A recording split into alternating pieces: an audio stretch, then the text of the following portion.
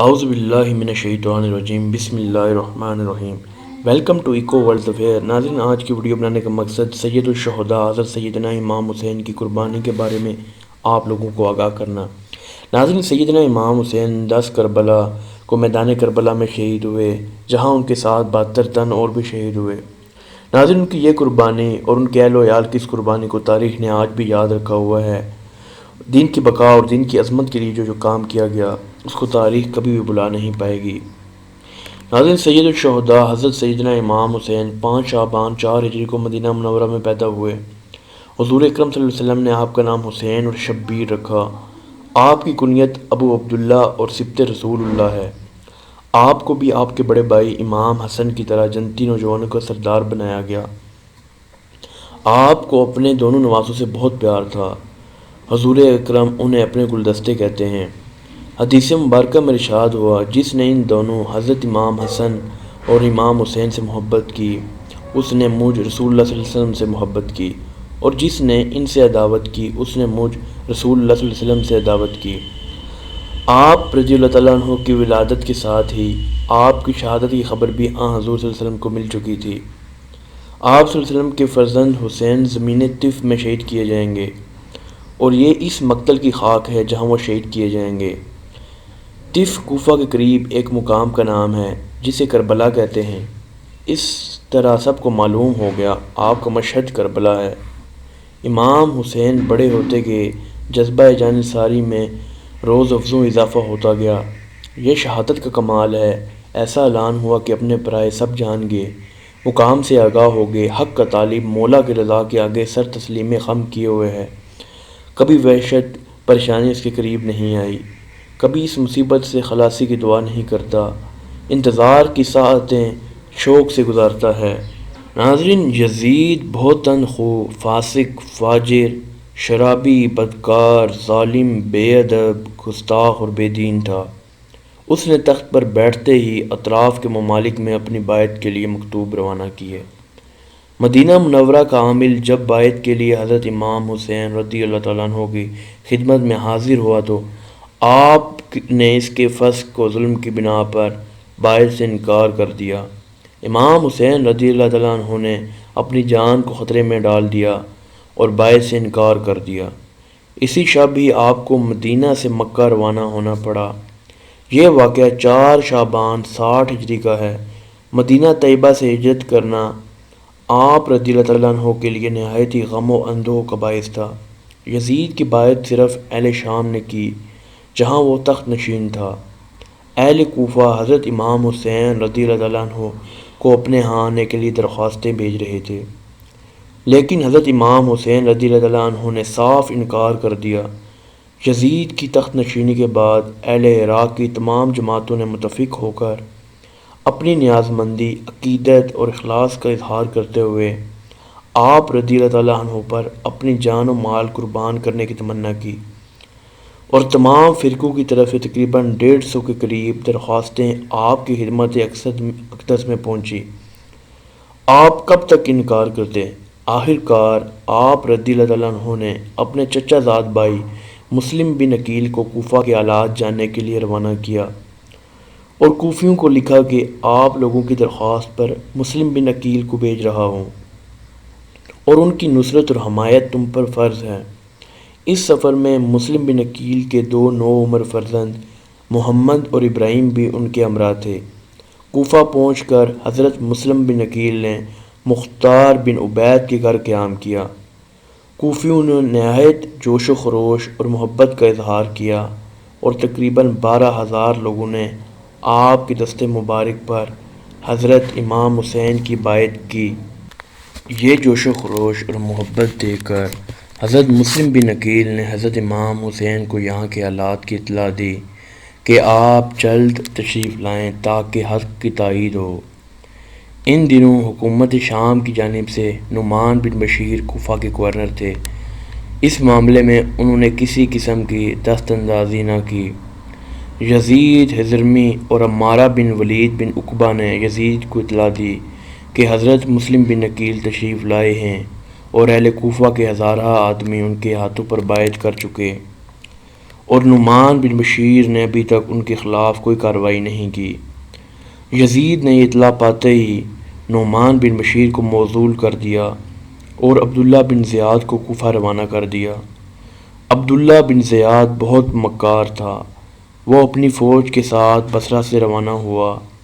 اس نے قادسیہ میں اپنی فوج کو چھوڑا اور خود حجازیوں کو لباس پہن کر مغرب اور عشاء کے درمیان اس رستے سے کوفہ میں داخل ہوا جس رستے سے حجازی قافلے کوفہ میں داخل ہوتے تھے۔ اس مکاری سے اس کا مقصد یہ تھا کہ اس وقت اہل کوفہ بہت خوش ہوں گے اور کوفہ میں اسی طریقے سے داخل ہونا چاہیے کہ وہ پہچان نہ سکیں، اور یہیں کچھ ہوا۔ جب وہ کوفہ میں داخل ہوا تو لوگوں نے یہی سمجھا کہ حضرت امام حسین کوفہ میں تشریف لے آئے ہیں۔ شب کی تاریکی میں وہ نعرہ مستانہ بلند کرتے مرحبا کہتے ہوئے ان کے گرد جمع ہو گئے۔ یہ مردود چلتا تو رہا لیکن مسلط سے خاموشی اختیار کیے رہا، اس کا فریب کھل نہ جائے۔ جب وہ دارالعمارہ میں داخل ہوا تو اس وقت لوگوں پر یہ حقیقت کھلی۔ رات گزرنے کے بعد ابن زیاد نے صبح تمام اہل کوفہ کو جمع کیا اور یزید کی مخالفت سے انہیں ڈرایا دھمکایا۔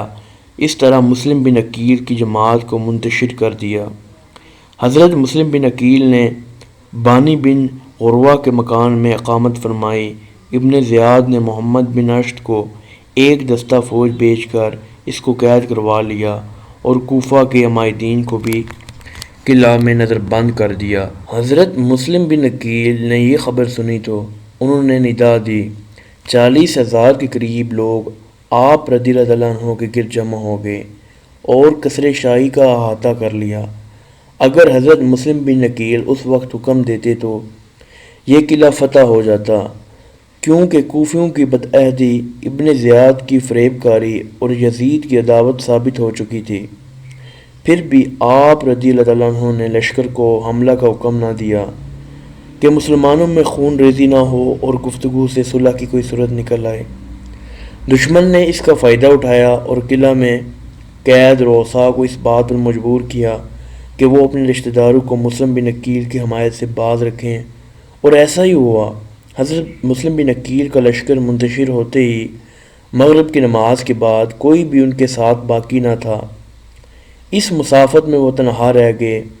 توعہ نامی ایک عورت نے اس کے لیے آپ رضی اللہ عنہ کو اپنے گھر میں فروکوش کیا، لیکن اس کے بیٹے نے کوتوال شہر محمد بن اشت کو خبر کر دی۔ وہ مکاری سے ان کو مصالحت کے بہانے عبید اللہ بن زیاد کے پاس لے کر روانہ ہو گیا۔ تیغ زن دروازے کے دونوں پہلو میں چھپے ہوئے تھے۔ چوں ہی وہ دروازے میں داخل ہوئے، تلواروں کے وار سے بنی ہاشم کے مظلوم مسافر کو شہید کر دیا گیا۔ ساتھ ہی ان کے دونوں صاحبزادوں کو بھی تیغ ستم سے شہید کر دیا گیا۔ اسی روز مکہ سے حضرت امام حسین کوفہ کی طرف روانہ ہوئے۔ صحابہ کرام اس سفر کو ملتوی کروانے کے لیے اصرار کرتے رہے، مگر کوفیوں کی درخواست کو رد کرنا اور ان کی دل شکنی کرنا آپ کو گوارا نہ ہوا۔ حضرت امام علی قدر نے 3 ذوالحجہ 60 ہجری کو اپنے اہل بیت، موالی و خادم کل 72 نفوس کے ہمراہ عراق کا سفر اختیار کیا۔ آپ رضی اللہ عنہ نے نااہلیہ میں تھے کہ آپ کو کوفیوں کی بدعہدی اور حضرت مسلم بن عقیل کی شہادت کی خبر ملی، تو اس وقت بنو عقیل نے جوش میں آ کر کہا، خدا کی قسم ہم سرزمین کوفہ کو اس وقت تک نہ چھوڑیں گے جب تک اپنے بھائی مسلم کے خون کا بدلہ نہ لے لیں۔ یہ سن کر امام حسین نے واپسی کا ارادہ ترک کر دیا اور سفر کو جاری رکھا۔ جب کوفہ 2 منزل رہ گیا تو یہاں حر بن زید 1000 مسلح افواج کے ساتھ آپ رضی اللہ عنہ کو گرفتار کرنے کے لیے بھیجا گیا۔ ظہر کے وقت آپ نے اذان کا حکم دیا۔ نماز کے بعد آپ رضی اللہ عنہ دستہ حر کے سامنے تشریف لے گئے اور فرمایا، حضرت سیدنا امام حسین نے فرمایا، ہے لوگو، میں تم لوگوں سے معذرت کرتا ہوں، لیکن میں خود یہاں نہیں آیا، بلکہ میرے پاس تمہارے خطوط اور قاصد پہنچے کہ ہمارا کوئی امام نہیں، آپ آئیں، ممکن ہے آپ کے ذریعے اللہ ہمیں ہدایت راہ پہ لگا دے۔ اگر تم لوگ اپنے عہد اور بیعت پر قائم ہو تو میں تمہارے شہر میں داخل ہوں، ورنہ یہیں سے واپس چلا جاؤں۔ حر کے دل میں خاندان نبوت اور اہل بیت کی عظمت ضرور تھی، مگر وہ بن زیاد کے حکم کے ہاتھوں مجبور تھا، جس کی وجہ سے وہ اپنی بات پر اڑا رہا، یہاں تک کہ حضرت امام حسین کو کوفہ کی راہ سے ہٹا کر کربلا میں نزول فرمانا پڑا۔ یہ محرم 61 ہجری کی دوسری تاریخ تھی۔ آپ رضی اللہ تعالیٰ عنہ نے اس مقام کا نام دریافت کیا تو معلوم ہوا امام حسین رضی اللہ تعالیٰ عنہ کی عظمت و فضیلت کو اچھی طرح پہچانتے تھے۔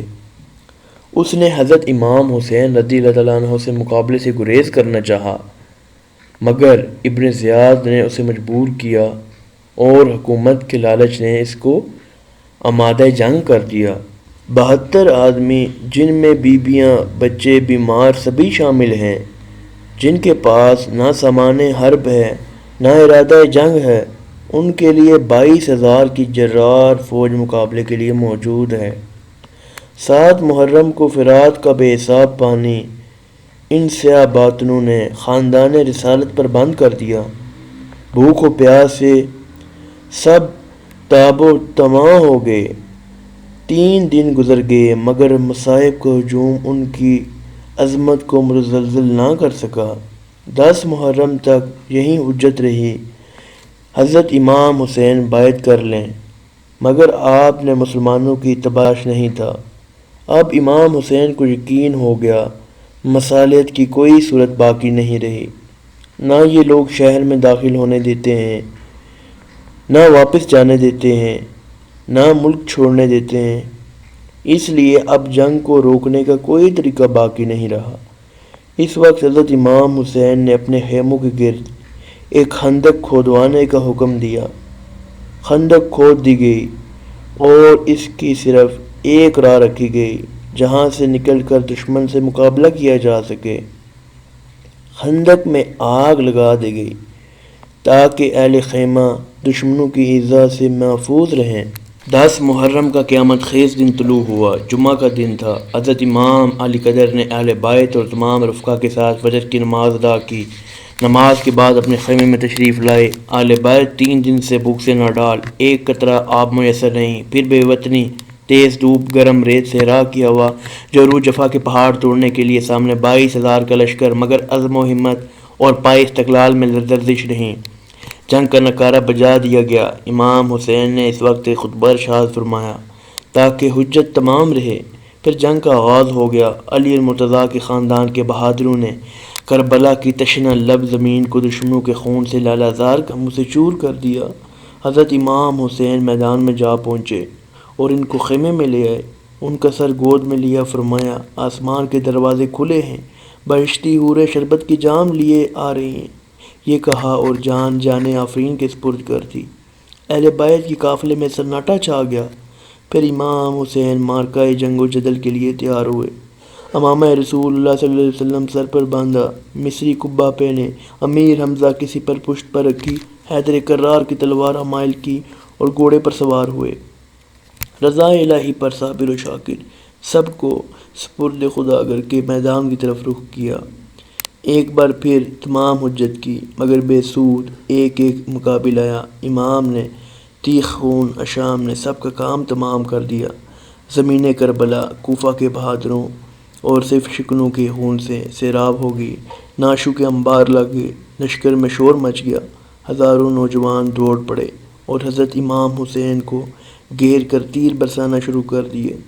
گھوڑا زخمی ہو گیا، ہر طرف سے تیر آ رہے تھے، تر نازین پروار تیروں کے نشان تھے، نورانی چہرہ جسم و لہو لہان ہے۔